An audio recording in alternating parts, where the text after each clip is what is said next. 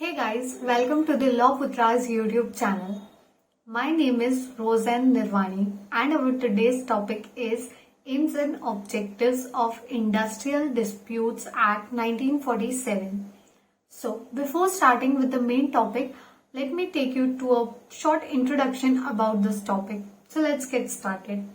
Industrial Disputes Act 1947 extends to the whole of India, including the then Jammu and Kashmir state, which is now divided into two union territories. Which means कि जो Industrial Disputes Act 1947 का है, इसका jurisdiction अपने पूरे India पे होता है, including जम्मू एंड कश्मीर को.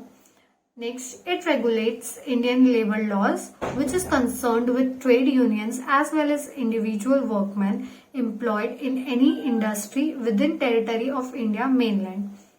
Which means कि ये रेगुलेट करता है अपने इंडिया के लेबर लॉस को, जो कि मेनली कंसर्न होते हैं, जो ट्रेड यूनियंस चलती है उनसे, या वो कोई भी इंसान जो अपने इंडिया के मेन लैंड की किसी भी इंडस्ट्री में काम करता है. तो जो ये अपने इंडस्ट्रियल डिस्प्यूट्स एक्ट 1947 है, ये उन सब पे एप्लीकेबल होता है. It enacted on 11th March 1947 and came into force on 1st April 1947, which means कि ये जो इंडस्ट्रियल डिस्प्यूट्स एक्ट 1947 है, ये इनेक्ट किया गया था या पास किया गया था ऑन 11th मार्च 1947 को, और ये फोर्स में आया या एग्जीक्यूट किया गया या एग्जीक्यूशन में आया अपने इंडिया में on 1st April 1947. Then it was recently replaced by industrial relations code 2020. जो इंडस्ट्रियल डिस्प्यूट्स एक्ट है 1947 का, उसे अभी रिसेंटली में एक नए एक्ट ने रिप्लेस कर दिया है, जिसका नाम है industrial relations code 2020. Now we are going to talk about such applicability. अब हम इसके एप्लीकेबिलिटी पे बात करेंगे. So it applies to every industry and its various industries established carrying on any business, trade, manufacture or distribution of goods and services irrespective of the number of workmen employed therein. जिसका मतलब है कि ये जो act है, ये apply होता है हर उस इंडस्ट्री पे या हर उस वर्कमैन पे जो किसी भी इंडस्ट्री के अंदर काम करता है. जो इंडस्ट्रीज ऐसे काम करती है जो कि किसी बिजनेस में इंक्लूड होते हैं, या कोई ट्रेड करते हैं, या कुछ मैन्युफैक्चर करते हैं, या उन मैन्युफैक्चर को या सर्विसेज को डिस्ट्रीब्यूट करने में आते हैं, ये उन सारी इंडस्ट्रीज पे एप्लीकेबल होता है. और इस बात से इस एक्ट पे कोई फर्क नहीं पड़ता कि उसमें कितने नंबर ऑफ वर्कमैन्स है. लाइक 5 वर्कर्स भी हैं तो ये एक्ट उन पे भी एप्लीकेबल होगा, और में 1000 वर्कर्स भी है तो ये एक्ट उस पे भी एप्लीकेबल होगा. Next, every person employed or hired, including contract labor and part-time employees, to do any manual, clerical, skilled, unskilled, technical, operational or supervisory work. इसका मतलब कि वो हर एम्प्लॉय जिसे डेली वेजेस मिलते हैं या जिसे हायर किया गया है कोई काम करने के लिए, इंक्लूडिंग जिसमें कि कॉन्ट्रैक्ट लेबरर्स और पार्ट टाइम जो जॉब करते हैं वो लोग भी इंक्लूड होते हैं, और भलाई वो किसी भी तरह का काम करते हो, इस बात से इस एक्ट पे कोई फर्क नहीं पड़ता. चाहे वो काम कुछ मैनुअल हो, कोई स्किल का काम हो, कोई अनस्किल काम हो, कोई टेक्निकल वर्क ही क्यों ना करते हो, या किसी को सुपरवाइज करने का काम ही क्यों ना करते हो, इस एक्ट पे इन सब बातों का कोई फर्क नहीं पड़ता है. Now we will talk about its aims and objectives of the industrial disputes act 1947. अब हम इसके एम्स और ऑब्जेक्टिव्स की बात करने वाले हैं. So first point, to make provisions for investigation and settlement of industrial disputes and for certain other purposes. First point का मतलब है कि ये इस एक्ट को बनाने के पीछे की वजह है कि जो डिस्प्यूट्स होते हैं, अब इंडस्ट्रीज बनेंगी तो उनमें डिस्प्यूट्स भी होते हैं, तो उन डिस्प्यूट्स के बारे में इन्वेस्टिगेशन करने के लिए, उन डिस्प्यूट्स को कैसे खत्म करा जाए या उन दोनों पार्टीज में कैसे सेटलमेंट करा जाए, इसके लिए ये एक्ट बना है. Second, to support measures for securing and preserving good and amicable relations between employers and employees और worksmen.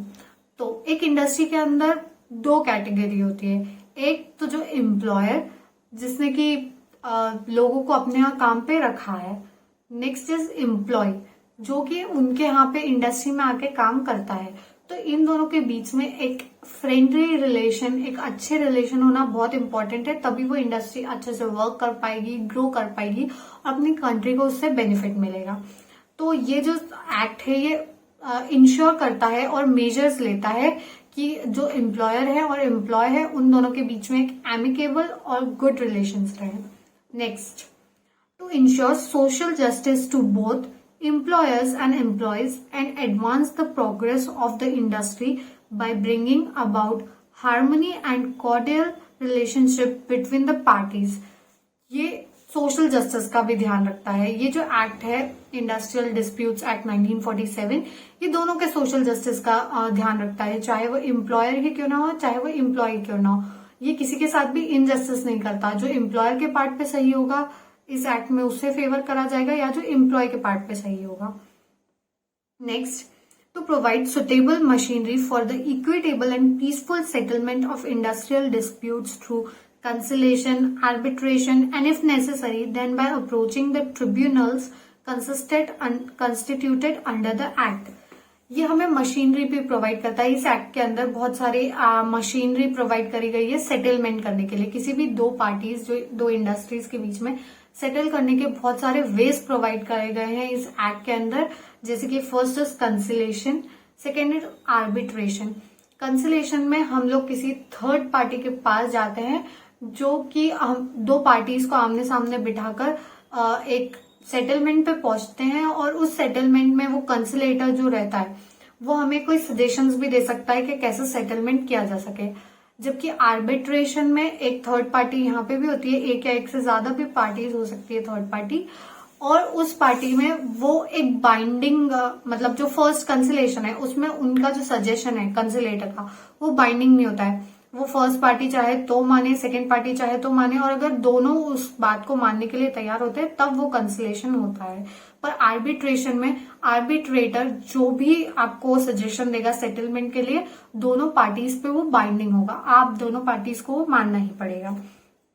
और अगर जरूरत पड़े तो ये जो मैटर्स है डिस्प्यूट्स के, इंडस्ट्रीज में जो डिस्प्यूट्स होते हैं उन्हें ट्रिब्यूनल्स, कंसर्न ट्रिब्यूनल्स के पास भी ले जा सकते हैं। Next, to enable workmen to achieve their legitimate demands by means of the legitimate weapons of strikes and thus promote collective bargaining। मतलब ये जो एक्ट है ये प्रमोट भी करता है वेज के कि कैसे हम लेजिटिमेट डिमांड, जो सही डिमांड्स है वर्क्समैन की या एम्प्लॉयज की, उसको कैसे पूरा कर सकते हैं स्ट्राइक्स करके, कलेक्टिव बार्गेनिंग करके। इन सब चीजों को ये प्रमोट करता है, बट सिर्फ लेजिटिमेट डिमांड्स को। Next, to prevent illegal strikes and lockouts. ये एक्ट सिर्फ लेजिटिमेट डिमांड्स को प्रमोट ही नहीं करता है, बल्कि जो स्ट्राइक्स होती है गलत तरीके से या लॉकआउट्स होते हैं एम्प्लॉयज के तरीके से, ये उनको डीमोटिवेट भी करता है। Next, to provide relief to workman in cases of lay off, retrenchment, closure, wrongful dismissal and victimisation. ये रिलीफ देता है वर्कमैन को या फिर जो एम्प्लॉयज होते हैं उन लोगों को cases of lay of. Lay of मतलब जब एकदम से इंडस्ट्रीज बंद कर दी जाती है, उसके वर्कमैन, रिट्रेंचमेंट जब वर्कमैन घटा दे जाते हैं, या किसी भी गलत तरीके से किसी भी वर्कमैन या किसी भी एम्प्लॉय को इंडस्ट्री से निकाल दिया जाता है, तब ये एक्ट्स उनके रिलीफ के लिए बनाए गए हैं। And the last point is to enable the state to play a constructive role in employers workman relationship so as to maintain the concept of welfare state.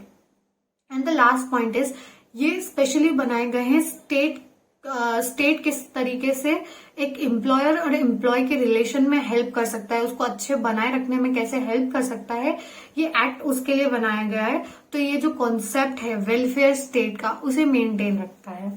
सो इसका कंक्लूजन है कि all the above mentioned objections of the industrial disputes act 1947 helps to improve the condition of workers and to avoid unfair labour practices. हम इसका conclusion निकालते कि जो भी अभी हमने ऑब्जेक्टिव्स और एम्स पढ़े हैं इंडस्ट्रियल डिस्प्यूट्स एक्ट के 1947 में, ये बनाए गए हैं वर्कर्स की या एम्प्लॉयज की कंडीशन को इम्प्रूव करने के लिए, और उनके साथ जो भी मल प्रैक्टिसेस होते हैं या फिर अनफेयर तरीके से लेबर्स को ट्रीट किया जाता है, सही वेज नहीं दी जा सकती है, उन सभी के अगेंस्ट एम्प्लॉयज को प्रोटेक्ट करने के लिए ये सारे एक्ट्स बनाए गए हैं। So thank you.